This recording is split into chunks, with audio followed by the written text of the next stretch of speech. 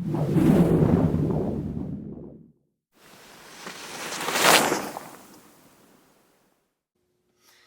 again, this is Dan Ives with USAF Out Direct. Moving on, now that we've done the edges and cleaned up the base, now we're going to get into storage wax. So really there's two parts to this. I'm going to go over storage wax first, and then another video will go through how to get the wax off. But in general, all you need for this is some wax. You can get this really anywhere, any shop, online, etc. Really, you don't have to spend a lot of money here unless you're really involved and you really want to go fast and maybe you race. And then an iron. This is an iron specific to waxing skis. If you do use a clothes iron, like something you get at Goodwill, make sure you don't ever use it on your clothes after you wax something. Also, a danger with the holes in most clothes irons is that the wax can get in there and build up and then catch on fire.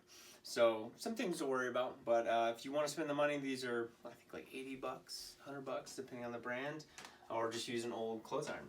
I've already heated this up. Every wax will tell you what temperature to go to, and really a good rule of thumb too, if you don't have a temperature, is just go till it starts to smoke. That just means the old wax is kind of heating up, and that's it.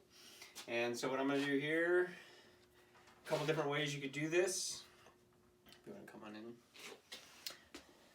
A couple different ways you can do this. If you want to be really frugal with the wax, what you can do is kind of crayon the wax on like that. Doesn't leave much behind. Always, just like ironing clothes, you want to always keep this moving, but as you can see, not much of it's melting.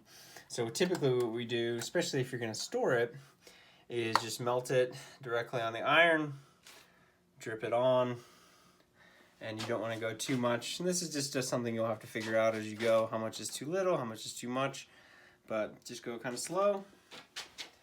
Put enough on there, what you think, and then you're just going to rub it in, and you can kind of tell the difference dripping it versus crayon.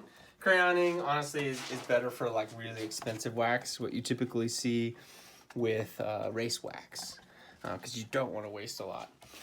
But that's pretty much it. I'm just going to rub this in, kind of get it nice and shiny, the whole base. Hopefully you can see that in this light.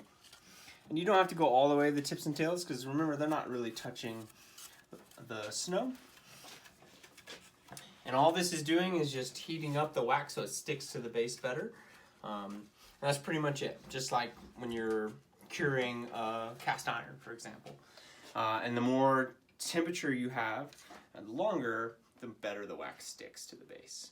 Just be mindful, just like burning clothes, if you leave this on here too long in a solid spot, it will delaminate or weaken all the epoxy that made the ski, and you'll basically destroy your ski. So just keep it moving. I did 2 passes.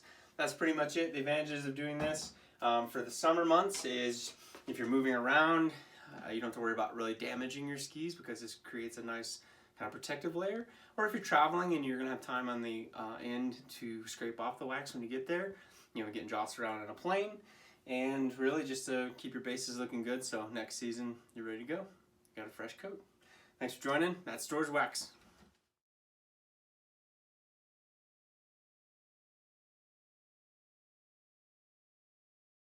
Stay tuned for more adventure tutorials, tech tips, live Q&A sessions, and more here on our Facebook page. And from all of us at USAFA Outdoor Adventure Programs, be well and keep the adventure alive. See you next time.